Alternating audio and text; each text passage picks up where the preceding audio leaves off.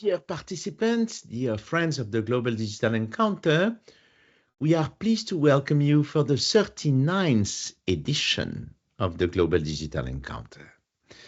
Well, the Global Digital Encounter has now more than 5 years of life. It's a long-standing institution, which is recognized. We have many partners who pool our efforts to support us. All these activities, of course, a voluntary and pro bono activity that was created 5 years ago by Professor Manuel de Santos, by Professor Javier Fernandez-Lasqueti, and myself, in order to promote better knowledge, open discussion on any intellectual property topic that is at the edge of society. And for this 39th Global Digital Encounter, at the edge, an edge issue, a cutting edge issue in economics, in society, which topic can be best a cutting edge one than the one on generative AI models at the gates and the licensing frameworks for their effective and efficient protection through copyright protected content in an AI world. This is something that is an absolutely fascinating topic on which one of your speakers today has written, together with one of his colleagues, an article that was published in May, and for which we would wish to discuss with all of you the challenges. The challenges that are offered are challenges connected to what are the best licensing frameworks for the use of copyright protected contents for training of generative AI models, as many of you heard, know, work with.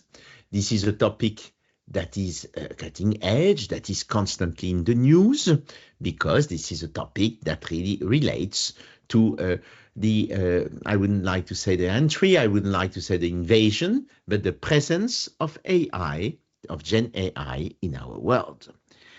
How can we promote investment by content creators and at the same time support generative AI model developers across the copyright protected content?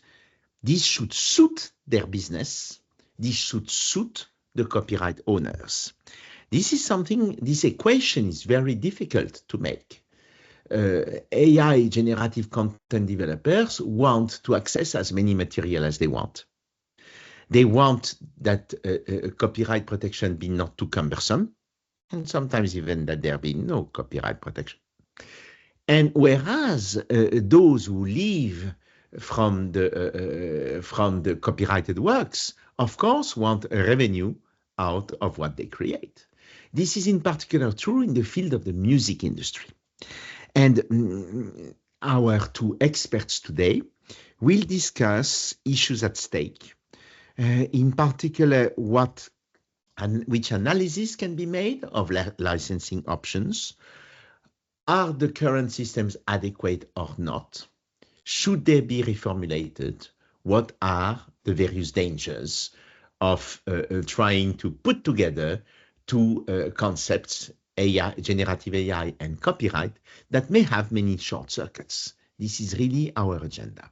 We have with us two of the best experts in the world. Of course, Jorge Padilla, the president of Compass Lexecon, who is also a university professor on both sides of the Atlantic, has large experience in these matters. And we have with us also a speaker, Professor Javier Fernandez-Lasqueti, who is one of the most active, apart from being professor at IE in Madrid, is one of the best and the most active litigation lawyers and contract makers in this very field of licensing.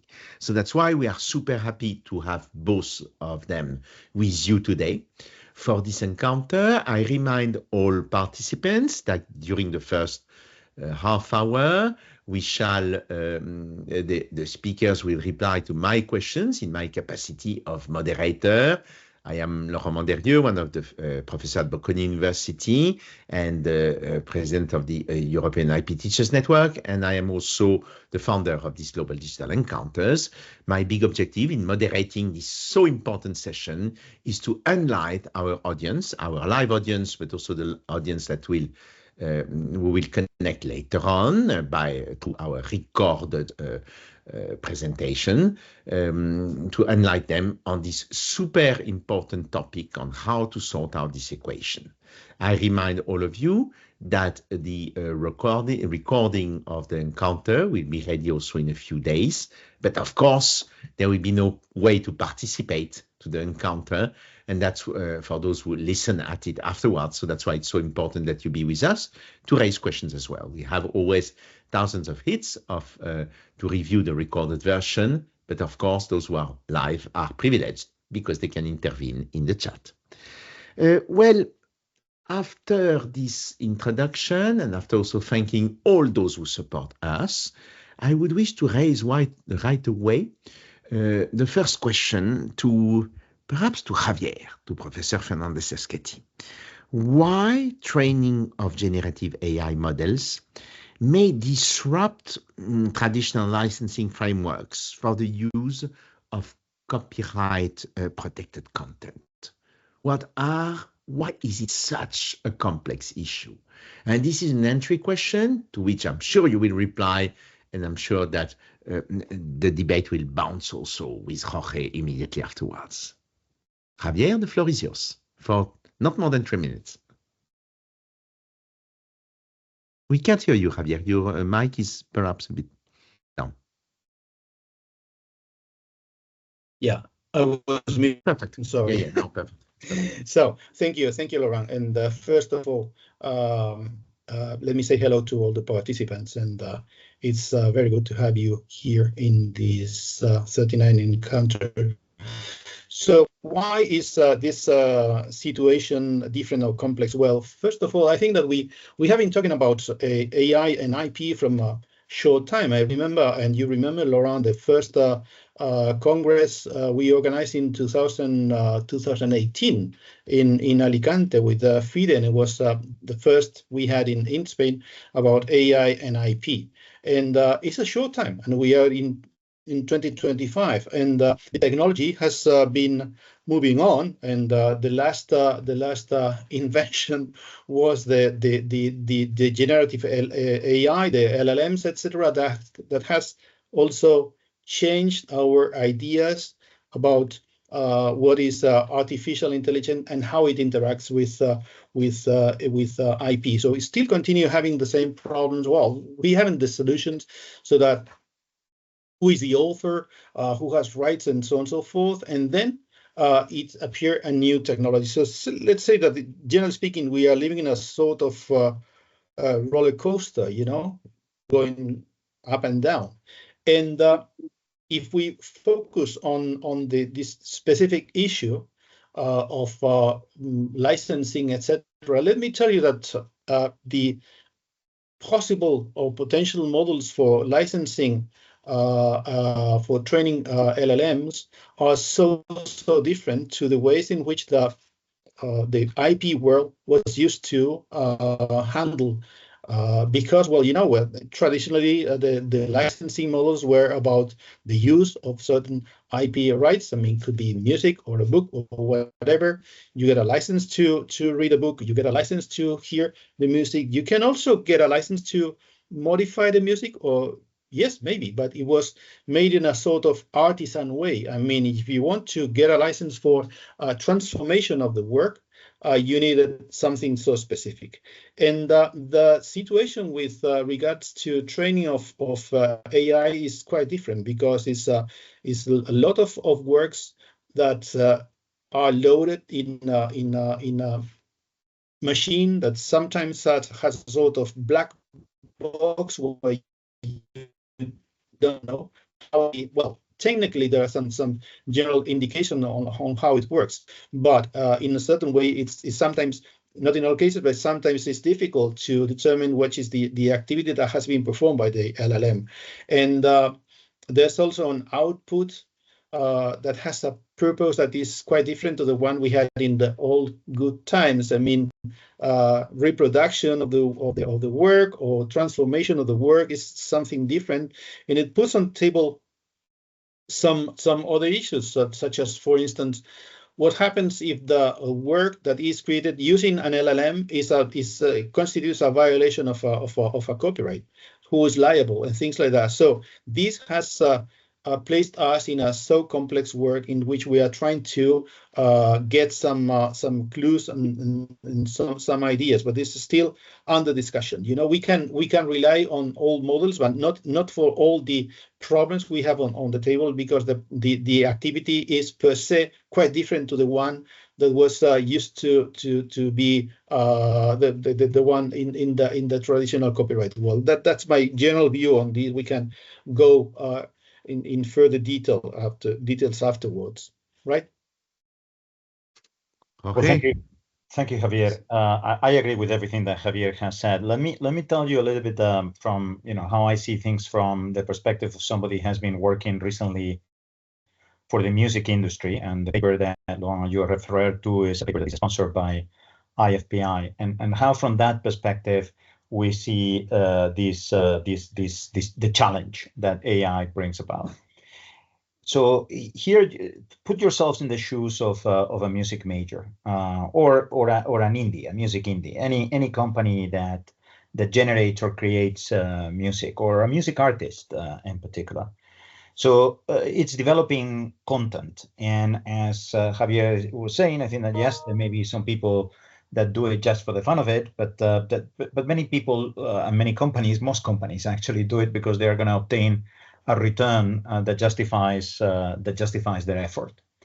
And they have been in the past being worried about people using their content and in ways that they monetize, but they cannot appropriate at all, and therefore that in a sense cannibalize their ability to generate the revenues that would justify their investments and their effort. In particular, nowadays they see these Gen AI models, these LLM models, that use their content for the purposes of training their algorithms, and then some other people use these algorithms to do things. And in particular, one of the things that they may do is actually create music that in a sense is inspired, or has been their ability to do so is the result of the content that they use to create the algorithm. Now, this music that is eventually produced by the algorithm may be monetized by the algorithm or by somebody else, the user of the algorithm.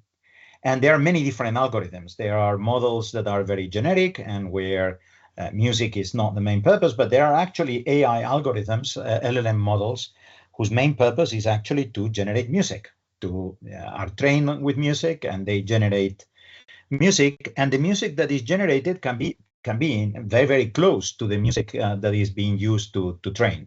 Because you can say, I want these lyrics that have inputted, but I want them to be sung like Taylor Swift or somebody else. And for example, sometimes I use some of these algorithms and I tell them, why don't you write something about Gen AI and copyright, and write 30,000 words a la Jorge Padilla, and you get some output, which may be better or worse, but you get something, and I can see a number of traits that relate to me. So what is the challenge? The challenge is if you're a copyright owner, a content developer that has copyrights and wants to use the licensing framework in order to monetize your investments, is that you need to identify who's using your content to train, and you want to understand also whether the algorithm that results from that is going to lead to outputs that can cannibalize your business.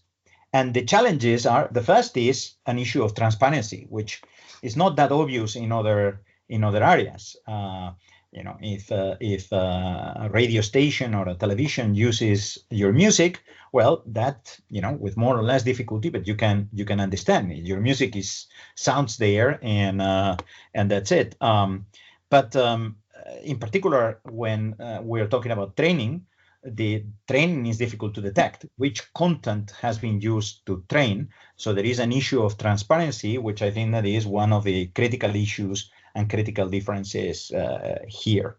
And then, of course, the other challenge is that the output that is being developed with the algorithms that have been trained with your content, I think that there could be endless debates as to whether it clones or it doesn't clone the music, whether the sound sounds like Sade or Taylor Swift or Sabina or not, and whether this variation is sufficient or is not sufficient. And so I think that those are fundamental difficulties that may mean that copyrighted content may be undercompensated. At the same time, and to conclude, the challenge on the other side is that, of course, if you want to develop algorithms, you need content. I'm reading these days that that some people say that they don't need human content anymore, that everything can be done with synthetic content. But that sounds rather implausible, in particular when you are thinking about the development of algorithms that they can produce an output that resembles the output of, say, the Beatles or the Rolling Stones, or et cetera, et cetera. Seems pretty difficult. And there are many people that say that algorithms that are trained exclusively on synthetic data degenerate and hallucinate more often. But this is a debate that is definitely beyond my scope of expertise. So the difficulty is that you may end up with under remuneration or over remuneration, and things are somewhat more complicated because of the lack of transparency. Precisely. How? Javier, please. May I? Yes, please go ahead. Yeah. Right. Yeah. You're right, Jorge. I mean, there are two main issues here in that discussion. One is the remuneration of the authors, of the title holders in general. Something that has been under discussion, is still under discussion, and you know that there are some 40 whatever cases in the U.S. and some of the training activities are allegedly covered by fair use, something that couldn't be applicable in Europe, where we don't know what we know what fair use is, but we do not apply fair use, right? That's another issue. But let's say that at least after the last decision, was not a decision, is a mediation agreement of Anthropic. It seems that the door for the remuneration has been open on a limited way, maybe because you know that the payment for users will be some $3,000. So this will drive us to another discussion. Is that enough? Is for forever and ever, or would you need to pay me more in what? Well, let's say that's one of the discussions, and it seems that this question would be in favor of title holders. I mean, you need to pay the title holders if you want to train your algorithm, your set of algorithms to create an LLM. Right. Okay, that's one of the questions. And the second one is the output. I mean, it's because of the intervention of human beings, for instance, prompting, using the algorithms of the LLM, but prompting, giving some instructions, and etc. Leaving aside the question of creativity, okay, that's another issue I would like to enter into. We have had some big discussions on this, but the output itself can create the problems you have mentioned. I mean, is it a violation of a previous copyright? Is not. So in a certain way, we are in the same situation we had specifically in music, because something that you have mentioned, Jorge. I mean, the question of plagiarism in music is a never-ending story, and there's lots of litigation and about the notes. 2-3 notes sufficient, etc., etc. The question is that this type of, let's say, potential litigation is massive. I mean, there will be hundreds, thousands all over the world. So that creates a sort of concern, I believe, in the title holders. Precisely, precisely. And this is why we should think together, perhaps, how to promote investment by content creators and facilitate Gen AI model developers' work and access to copyright protected content best suited to train their model on reasonable terms. Which reasonable terms? How should licensing models or other rules emerge for this? And Jorge, perhaps you want to give us some hints on the proposals you have made in your article. Yes. Let me just say one thing before I move into that very, very quickly. Is related. I think that to some extent, I like very much the distinction that Javier made about training and output, but to some extent related, because because of the difficulties of enforcing ex post, I think that if you take the perspective of a content provider, a copyright holder, that copyright holder is likely to say, look, I don't want to deal with every single individual doing or typing this prompt, that other prompt. I want to deal with you, algorithm, and then you will see how you charge them. And so what I want to do is I want to make sure that I'm compensated for the training, but that I'm compensated for the consequences of that training, whatever they are, with which are probabilistic, but with some probability, your algorithm is going to be used and you're my point of entry. I don't want to have to license to a cascade of individuals. That would be too costly and too difficult. And so the question then at that point is, okay, let's say that we agree, not everybody agrees, that we agree that the copyright holder deserves remuneration for its content for the training of AI. We may or may not agree about whether the remuneration leads exclusively to the training or it leads to the commercial implications of the algorithm that is trained in that way. But then the question is, okay, but should licensing be then compulsory? Or should it be voluntary? That would be first question. And the second question is, should that licensing happen bilaterally, or should it happen through a collective organization? And the two questions are fundamental from an economic perspective because they can have very significant implications for the amount of the remuneration and for the efficiency of the system, the transaction costs. So if you say licensing is voluntary, what you're saying is somebody comes to me and says, I want your songs, say, to train my algorithm. And you can say, no. If it's mandatory, then you have an obligation to license, which in a sense also imposes a price constraint. Because if I have an obligation to license, my bargaining power is diminished quite significantly. I cannot simply say no. There is a point in which I have to demonstrate that what I am proposing as a compensation is fair, reasonable, and non-discriminatory. Because if it's not fair and reasonable, it's a kind of a constructive refusal to license. So the obligation imposes some form of constraint on the pricing of that the copyright holder can request.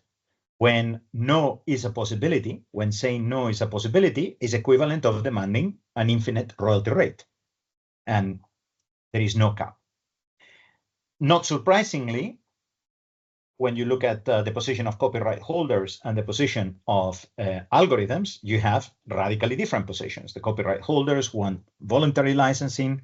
The algorithms, I guess that they would prefer not to pay, but if they have to pay, they prefer some form of mandatory licensing. But the copyright holders want this, but no, they can't achieve this. Because in any case, you can't get, with the immensity of Gen AI development, you cannot obtain an absolute principle of voluntary licensing that covers all cases. you need collective management in any case. Oh, I'll go to that in a second. I'll go to that because within the copyright holders, you're going to have also different positions and different. Exactly. Okay. Yeah. I think that the policymakers need to look at all these things. So, but the point I was going to make in terms of voluntary versus mandatory is that, at least from an economic perspective, you think that you need to impose mandatory licensing under limited circumstances, and particularly and generally when the content at issue is indispensable to develop the downstream product, in this case, to develop the algorithm.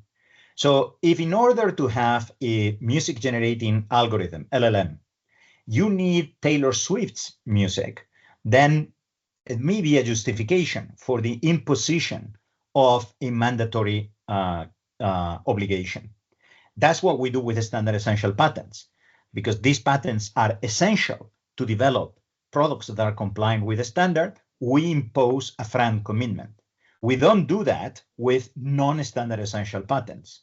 And when competition authorities have imposed mandatory license, is because there was a standard that couldn't be bypassed. For example, access to Windows, access now to app stores. Those are essential products in the case of Windows for software developers, in the case of app stores for app developers. Now, my contention is that in the vast majority of copyrighted content, for the vast majority of copyrighted content, that content is not essential. There are alternatives. There are substitutes. And so in principle, you can say voluntary licensing. Now, the question there comes to the second point that you mentioned, Laurent, which is, okay, voluntary licensing. But that may be easier, say, for Universal and other large companies. It may be easy for a Netflix, but it may be very difficult for the small copyright holder. Mm-hmm. So the question is not whether or not you prohibit collective licensing or mandate bilateral licensing, but whether you mandate collective licensing. And I think that the position of that we take in the paper is, again, freedom.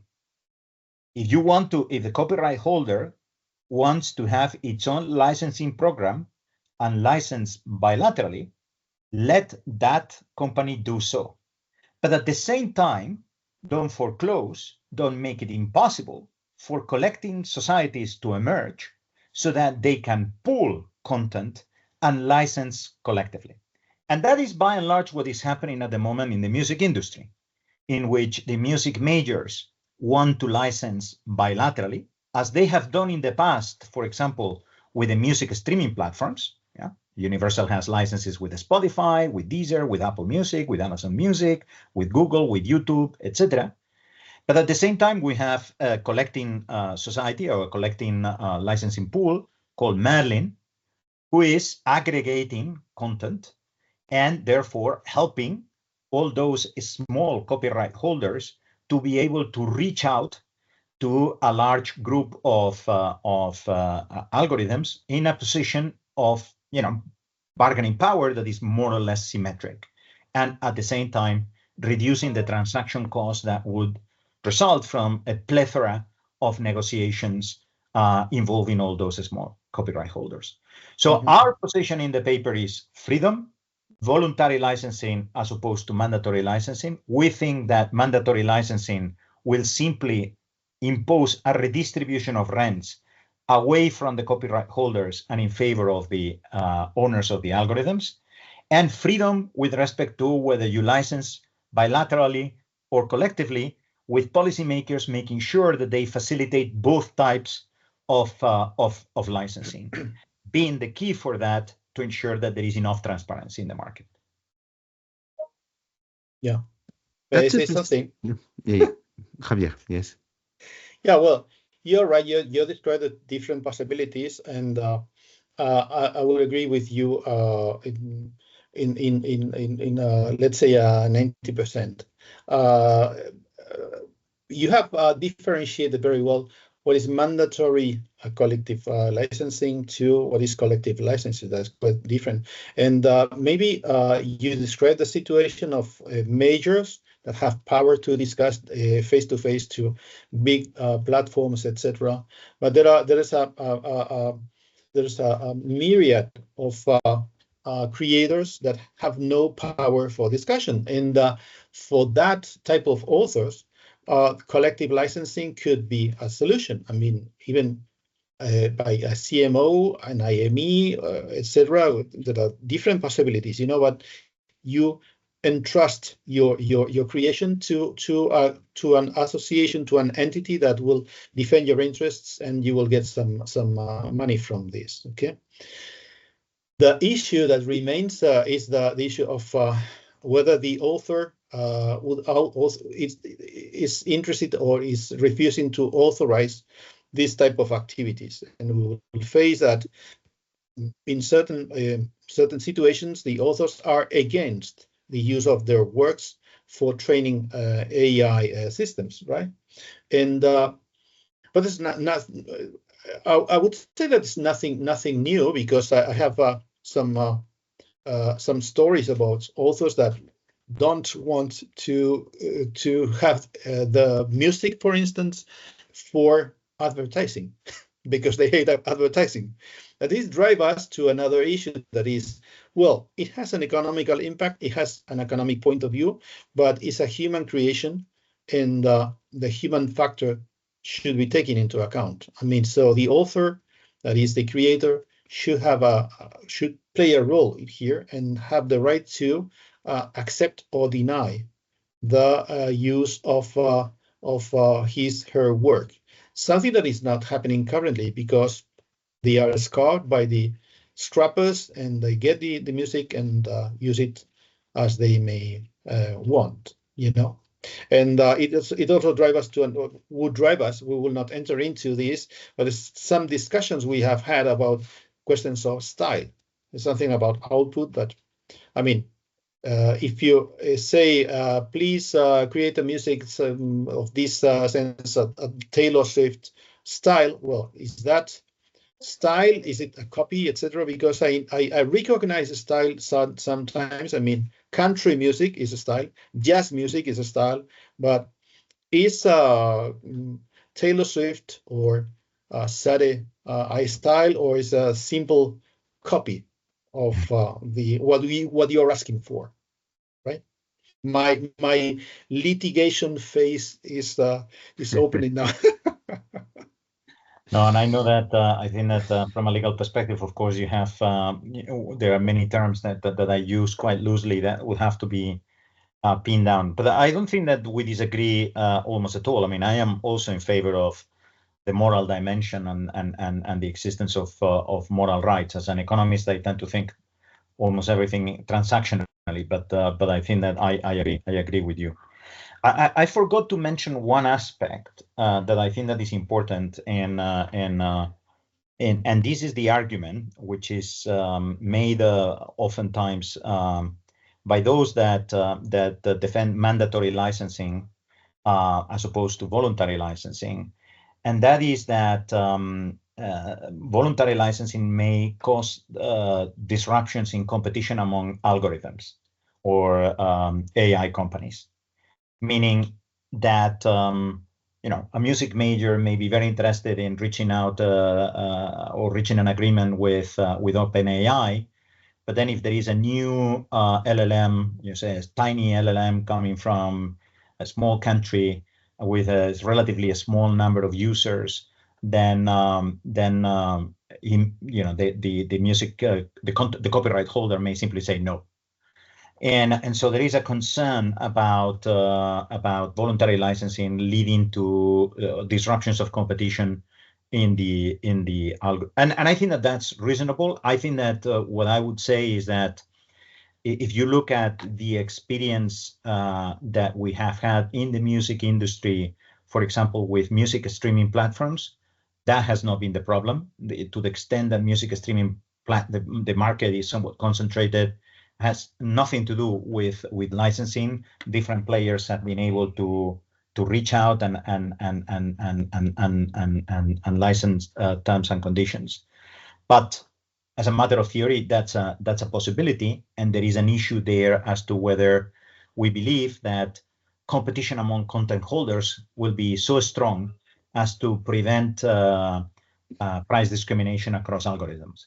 But if anything, I think that the only, in my opinion, the only legitimate economic argument against voluntary licensing is that.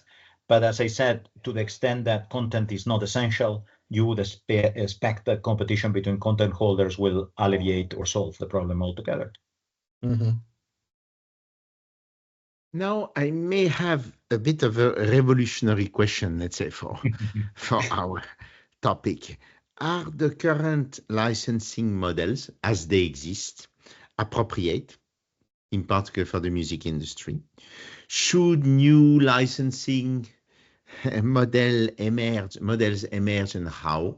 We know that not only in music, and perhaps not in music, but in other fields, there are many questions on whether the way collective management is organized may continue with the current fragmentation. So the issue is also beyond the licensing models. It is also in a wide world whether the collective societies that are, for some of them, relatively small, for other bigger, can continue to work in this model. So should new licensing models emerge, and should collective licensing evolve, and in which direction? Right. So look, I think that my feeling is that there are two clear-cut positions out there in the moment, and this is based on conversations that I had with, the industry, but also with the European Commission and people in Parliament, the people in Parliament that are working on these issues. There are two positions, and then there should be a third position, which is that of the LLM owners, but that I'm not aware what it is. The two positions that I'm aware of are the industry, at least the main players in the industry, say no change. Leave things as they are. We want to license to the owners of these algorithms following the same framework that we use when we license to music streaming platforms. So in our case, bilaterally, but with the possibility of having collecting organizations, management entities that aggregate and pool content, but don't oblige us to be part of those collective organizations and don't compel us to license. Leave things as they have been with respect to other technological developments. When I've been talking to MEPs, and my sense is that, by the way, the European Commission is very much along that line. I may be wrong, but that's my feeling. When you talk to MEPs, however, you see that they are much more responsive to the concerns of the small copyright owner, and they say, well, but we need collective licensing, and the question is it enough to have voluntary collective licensing, or do we want to have mandatory collective licensing? Now, it is clear that if you impose mandatory collective licensing, you're basically forcing the large copyright holders to pool their content with the small copyright holders. And the issue then is one of apportioning whatever rights are agreed, plus the potential rents that end up in the hands of the management organization. Okay. It may trigger also all sorts of issues with competition authorities, because then you have created a monopoly. Okay. And and that monopoly may, the content now may be essential because it's the content of everybody. And so you have eliminated competition. So collective mandatory licensing may involve also some form of mandatory licensing and some regulation as well. And I think that that's precisely why the large players don't want to be part of that. They don't want to get into discussions about apportionment, And also they don't want to see that as a result of the creation of this mandatory collective licensing, they end up being price regulated. Okay, and they believe that it is better to have freedom. Now, as an economist, I am in favor of voluntary collective licensing and against mandatory collective licensing, because as an economist, mandatory collective licensing makes sense. I could even say only makes sense if you are aggregating complements, but not when you aggregate substitutes. So when you have different, for example, standard essential patents, each patent covers a different technology. If you put them together, then you are not destroying any competition. All that you are doing to some extent is to save transaction costs and potentially to facilitate the internalization of externalities that otherwise would lead to a very high aggregate royalty. When you combine substitutes, then you create market power because you are eliminating competition, and that is potentially inefficient and value destroying. That's why I am in favor of a situation that allows collective licensing for content that is, owned by small players and that in any way is going to be subject to competition from other angles, but not a collecting society that is all-encompassing. And then to conclude, I will say, I've been involved in many cases, antitrust cases involving collecting societies, sometimes for, sometimes against. And I think that once you get into the collecting society world, the issue of what is the right price becomes very, very complicated. Yeah, indeed. Javier, that's one of the issues. I mean, from a general point of view, and there are, the devil is in the details. So, is the licensing model the same? Well, the platform may say, well, I would like to have the same business model, but it doesn't mean that the license contract, the paper is written in the same way, because of the activity is different. There's something, and it refers to, it's something that has to be taken into account in when licensing. One is the price. I mean, which is the price I will receive for this? For how long? Will it be a lump sum? Will it be a participation, or whatever? That's vital, because it will make you gain money or lose money. So something essential. So but from that perspective, let's say that there are not big differences from what we are accustomed to see, right? But it is in a question of the issues of authorized uses is where there could be room for discussions. I mean, and I'm now thinking not only music, but all other types of copyrighted materials, and the use of these materials to train has an implication in the potential creation of other works. So, which are the consequences? What happens if something I assume that is violating my rights? Will you be liable? Will be liable the end user? Will you be necessarily forced to give me all the information necessary, and so on and so forth? So this question of prevention of copyright infringement caused by the output when using LLMs by someone that is creating whatever, I mean, a book or music or whatever that is protected, it's one of the issues from a contractual point of view, from a licensing point of view. Yeah, and that's something new. Mm-hmm. And that's something new. Yeah, and I mean, I agree, it's new. I mean, we have some guidance because we have seen things developed in the past that are not completely unrelated. So, for example, if you think about licensing, again, standard essential patents, many of the licensors are not practicing entities. Therefore, there is no cannibalization. It's not that they are losing profits directly. the licensing, the royalties that they demand are related to the participation in the profits that those that use their technologies will obtain in due course, either by selling smartphones or selling other things. Here, I think that the translation is, the copyright owner may want to be compensated just for the very fact that it's surrendering certain property for training. But I think that actually, and more importantly, what he's going to care about is that the algorithms are going to produce music that will be in competition, music or any other content, that it will be in competition with its own content. And so there will be a cannibalization, lost profits, but also that they are empowering a business that is going to generate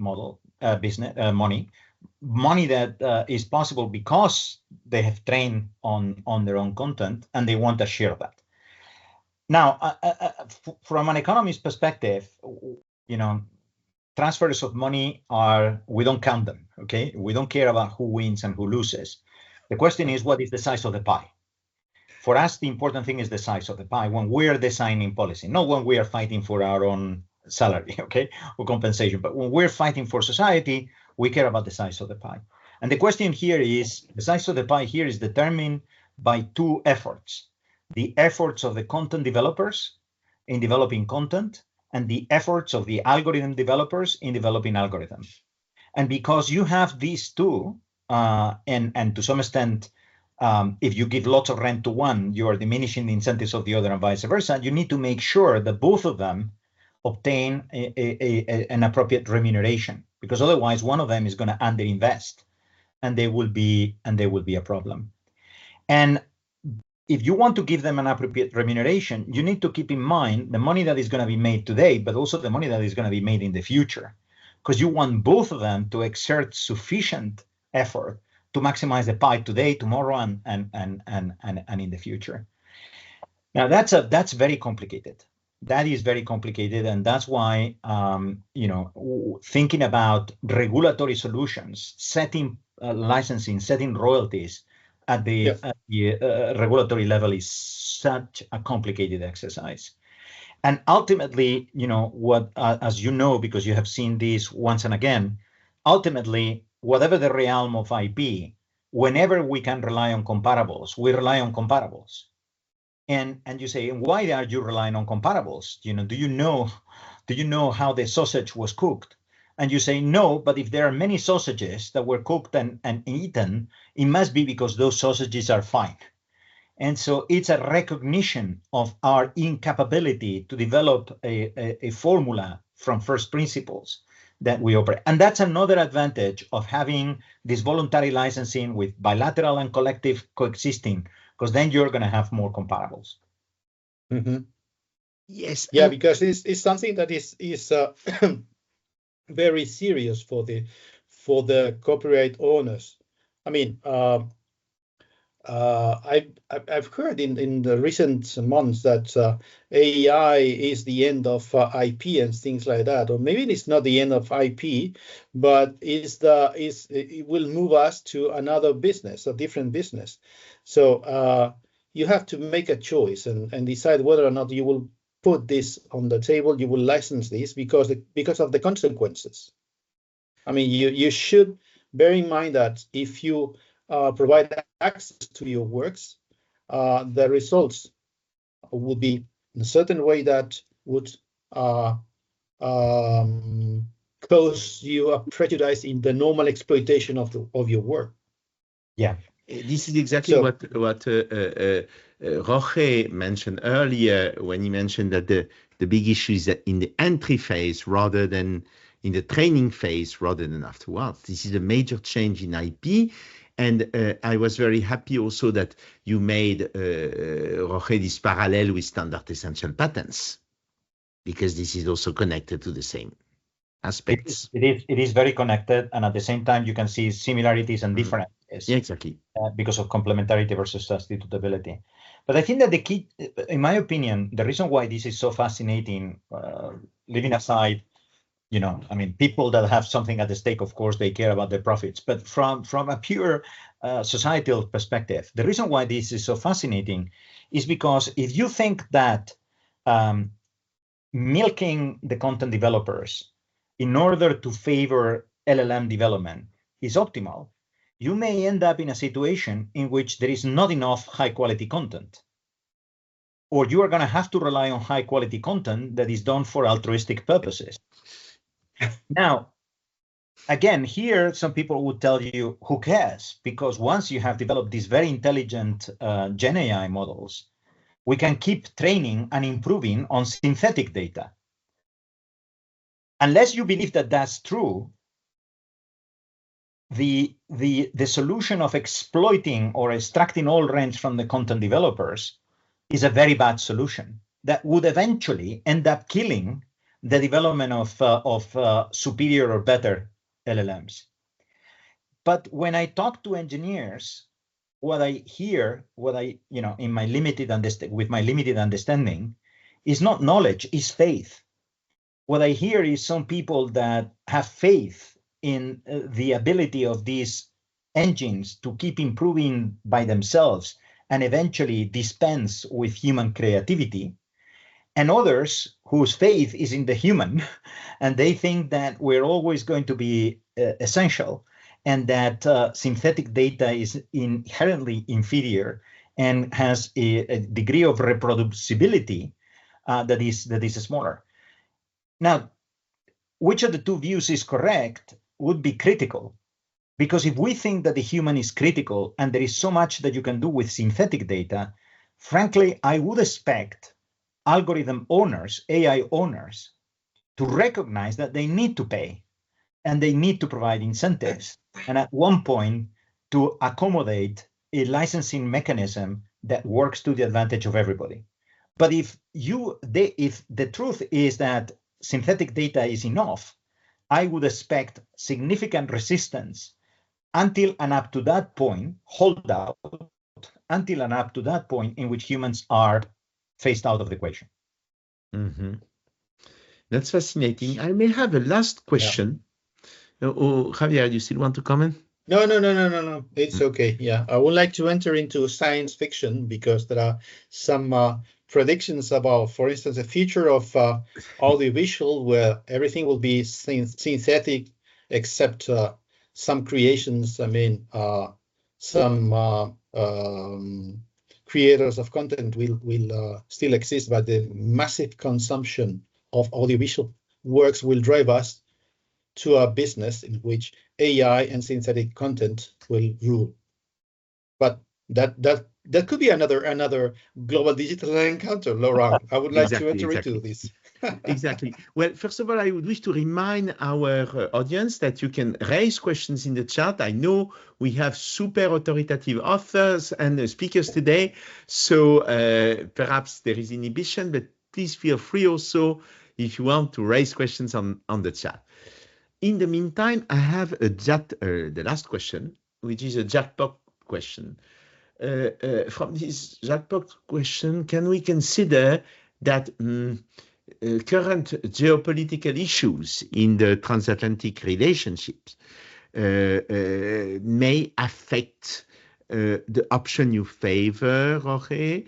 The design, in particular, of the United States of America to challenge copyright value or to construct new rules for the relationship between copyrighted contents and AI developers may change the rule of the game. How do you foresee this? I heard a word from Javier, which is science fiction. So let's try to project ourselves for the last 3 minutes into science fiction. Okay, and I will refer, by the way, to what I'm going to say is partly based on a paper that I have written, and you can find also in the Social Science Research Network, that is called The Complex Geopolitics of Digital Regulation. And then it quotes the famous book of Xun Liu and talks about the three-body problem. So let me tell you what I think about that. the first thing is to say, in the United States, you have two clear camps. The United States is not united in this area. You have a very strong IP camp and a very strong anti-IP camp. The very strong IP camp has companies like Qualcomm and many others who defend that the US has succeeded over the years and has achieved a position of preeminence because of innovation, and that IP protection is critical for innovation. On the other camp, you have fundamentally the big techs. The big techs believe that IP protection is a distraction, that the real money is to be made and real progress is to be made in the practicing of the intellectual property, and that the patent thickets that exist limit their ability to develop. Those two positions have been in contradiction with each other and balancing each other over the years. Nowadays, and in regard AI, my view is that the latter position is likely to prevail, and that is going to have implications for us. And the reason is because when we're talking about AI, we're talking about the technological general purpose in innovation that economists all over the world and politicians all over the world think that can bring us back productivity and growth. In societies that are, aging and so on and so forth, where productivity has been lagging, AI is our hope. And there we know that whoever leads that rate is going to have a productivity advantage, and therefore is going to grow disproportionately relatively to others. And the other thing that we know is that the scale matters. Scale matters very, very significantly. It's like in war, being second is of no use. You need to be fast. And by the way, AI has a dimension in defense that is equally critical. The concern that I think that the US has about EU regulation, EU IP regulation, EU IP laws is that we are discriminating de facto between their companies and the Chinese companies, because their companies need us for scale. They obtain significant scale in the US, but they obtain a scale also to a significant extent outside the US, and in particular in Europe. China, they believe that because of the size of the country, because of the relationship with other, let's say southern economies, and because of state support, they don't need a scale or a scale that can be obtained in Europe equally.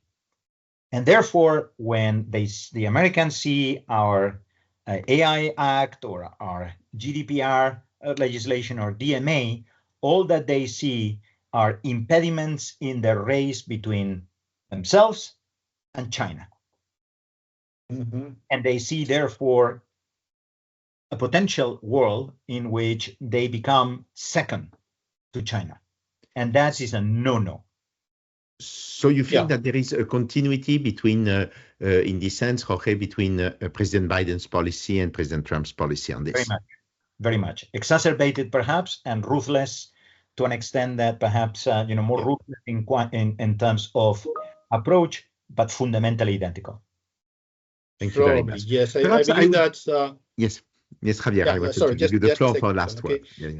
I believe that the American AI industry and at the same time the government of the US has suffered another Sputnik moment when DeepSeek appeared in the country to challenge the predominant position of the AI industry, American AI industry. So they got very concerned about this situation, and that's why the current presidency is much more, let's say, aggressive on that side, because they believe what you say, Jorge. You cannot be the second one. You have to be the first.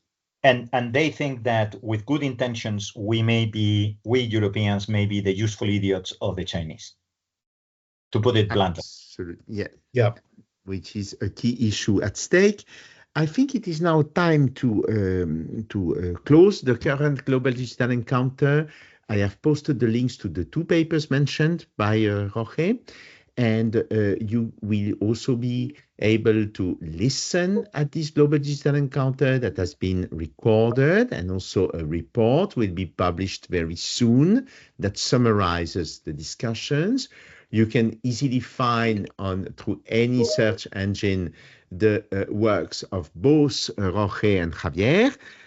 And as such, we shall continue this dialogue on IP and how IP is challenged by technology in the forthcoming Global Digital Encounters.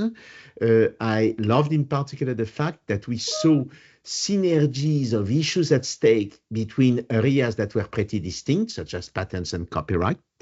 And this is technology that once and again, as it did over the last 2.5 centuries, that challenges a system that should have elasticity, should be brought with new elasticity, the system of intellectual property.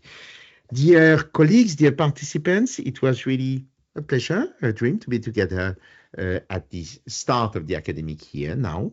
And we hope to see you very soon in the next months in the next Global Digital Encounter.